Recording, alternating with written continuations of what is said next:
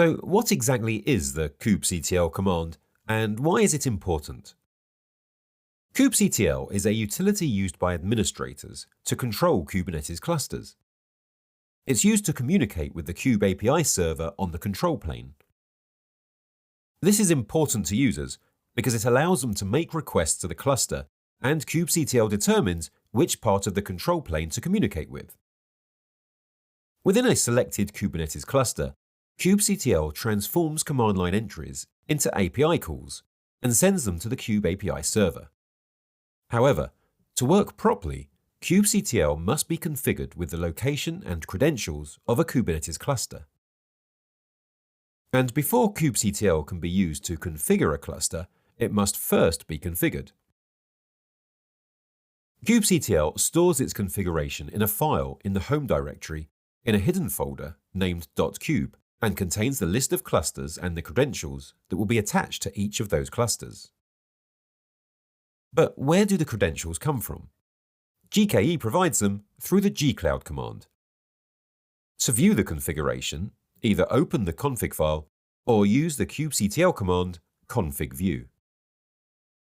Please note that the kubectl config shows the configuration of the kubectl command itself, whereas other kubectl commands show the configurations of cluster and workloads.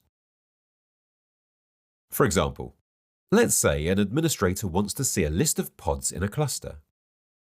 After connecting kubectl to the cluster with proper credentials, the administrator can issue the kubectl getPod command. Kubectl then converts this command into an API call, which it sends to the kube API server through HTTPS on the cluster's control plane server.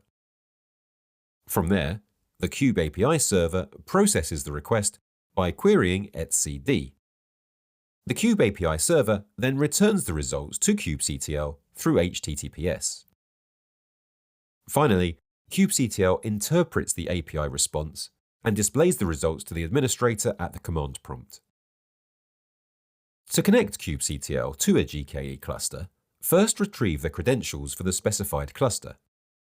This can be done with the getCredentials gcloud command in any other environment where the gcloud command line tool and kubectl are installed. Note that both are installed by default in Cloud Shell. By default, the gcloud getCredentials command writes configuration information into a config file in the .kube directory in the home directory.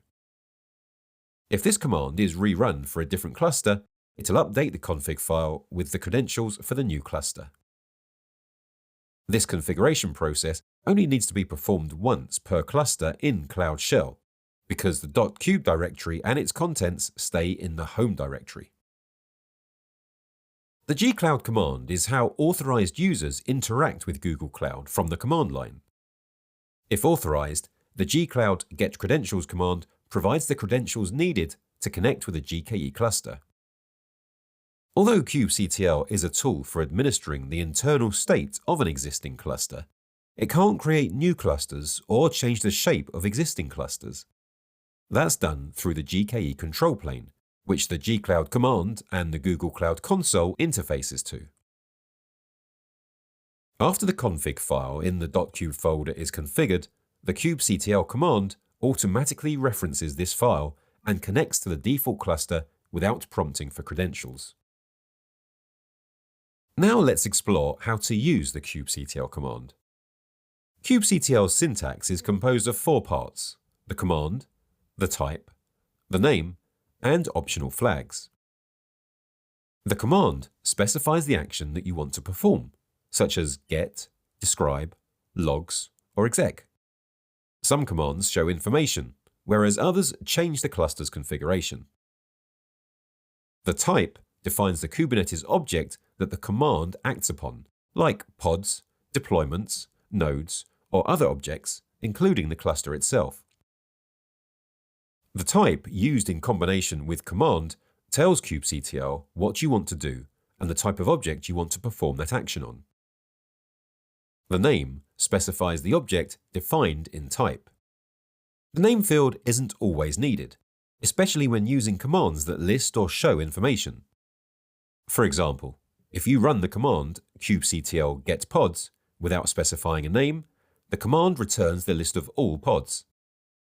To filter this list, specify a pod's name, such as kubectl get pod mytestapp, and kubectl will return only information on the pod named mytestapp. Some commands let you append flags to the end, which you can think of as a way to make a special request. For example, to view the state of a pod, use the command kubectl get pod mytestapp-o equals YAML. Also, it's worth mentioning that telling kubectl to produce a YAML output can be helpful for other tasks related to Kubernetes objects, for example, recreating an object in another cluster. Flags can also be used to display additional information.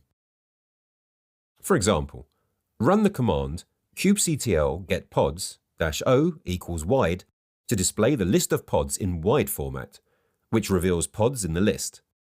Wide format also displays which node each pod is running on.